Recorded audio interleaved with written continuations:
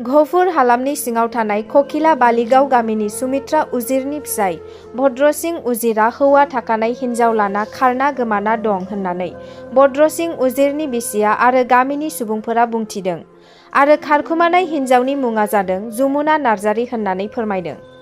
बेसोर दोनखारलांनाय 1 दानानो जाबाय। दा बिथांमोनखौ जेरावखि थाया न'आव फैफिननो खावलायहरदों। भद्रसिं उजिरनि 3 गथ' गथायफोर दं आरो बिसोरनि फरायनायाव बिफा गैयैनिफ्रायनो गोबां उसुबिदायाव गोग्लैना दं आरो दा बिमायासो हाजिरा मावै मावै नखर खुंबोगासिनो दं होननानैबो फोरमायदों। नखरनि सोद्रोमाया बेखौनो खावलायदों दि खारनाय मानसिखौ न'आव फैफिनजानो लुबैदों आरो बहाबा नुयोब्ला जानबुं नम्बराव 8822684108 आव खौरां हरनो थाखाय खावलायदों।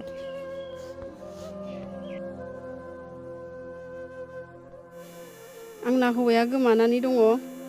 बियो जानुवारि 19 थारिखआव न'निफ्राय दंफां हानो होननानै ओंखारलांदोंमोन त्रिपुरायाव। ओमफ्राय माबासिम आंजोंहाय फेब्रुवारि मार्चनि 10 थारिखफोरसिम बियो आंजों फन रायलायदों। ओमफ्राय नै 10 थारिखफोरनिफ्राय बियो आंजों फन रायलायासै। थांनाय देवबारखालि बियो रायलायदोंमोन। ओमफ्राय दसेल' रायलायनानै बिनि फना आंनो 8थायाव हरदों। 9थानिफ्रायनो बिनि फना सुइच अफ जादों। ओरैनो बेसे गोबाव जाखो? गोबाव जानाया सुइच अफ जानाया। नङा गोमानाया बे जेनेबा खबर लायिया? खबर लायिया माने दाख्लै थांनाय देवबारनिफ्राय नै दिनै देवबारसिम आरो। ओमफ्राय सिगाङावबो बियो टावार गैयि जायगायाव थाहैनो होननानै आंखौ थगायहरबाय थादों। ओमफ्राय बियो टावार गैयि जायगायाव थाहैयाखै माने बियो बेलेग सिमसो लानानै बे हिन्जावजोंसो रायलायबाय थादों। आंजोंहाय टावार गैया होननानै बियो थगायनानै माने बेजों रायलायबाय थादों। ओमफ्राय आंजों बियो मोनानि बेलासिनि 5:30 6टा बिदियाव खेनसे रायलायो। ओमफ्राय फुंनि 8:30 8टा बिदियाव खेनसे रायलायो। नै आं खामानियाव फैबाय ओमफ्राय मावखांनानै नै आं थांनोसै खामानि दोनबाय बेबायदि आंजों खेननैल' रायलायो बियो। ओमफ्राय बिनिफ्राय आंजों दुखु सुखु रायलाया। ओमफ्राय दाख्लै देवबाराव रायलायनायाव बियो आंजों मा होनदों, नों मानो फनखौ सुइच अफ खालामनानै लाबाय थायो होननायाव बियो होनदों, नोंजोंनो आं रायलायबाय थानांगौ नामा इदि होननानैसो बुंदों बियो। ओमफ्राय आं बिराद दुखु मोनदों। होनबाथ' नोङो बेलेग मावबाय बिदि साननानै आं बिराद दुखु मोनदों आरो।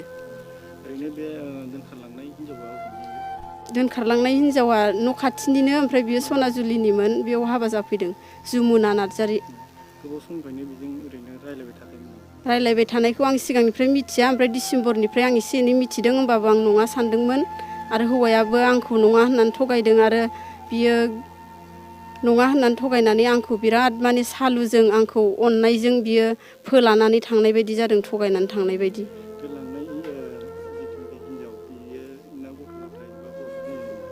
बेहाबो हौवा दङ, गथ' सासे दङ 8 बोसोरनि। आंनि फिसाफ्रा 3, सासेया 20 बोसोर जाबाय, सासेया 18 बोसोर आरो सासे नै दंबावो आंजोंहाय लोगोसे। बियो 5 बोसोर जानानै 6 बोसोराव हाबबाय। सासे गिदिरसिना 2nd इयार मोनबायमोन। दा बिनि फरायनायाबो बरबाद जाबाय। आरो उन्दैयाबो मोजाङैनो पास जादोंमोन। हिन्जावसाया बियो मेट्रिकखौ 1st डिभिजनाव पास जादोंमोन आरो बर'आव बियो लेटारबो मोनदोंमोन। दा ओमफ्राय बिसोर सानैनि फरायनाया बरबाद। आरो आङो बे उन्दैखौबो आं डायमन्डआव सोदोंमोन नार्सारियाव। बेबो मोजाङै पास खालामदोंमोन। आंहा दा एडमिसन खालामनोबो बेखौ एडमिसन खालामफिननो आंहा फैसा गैया।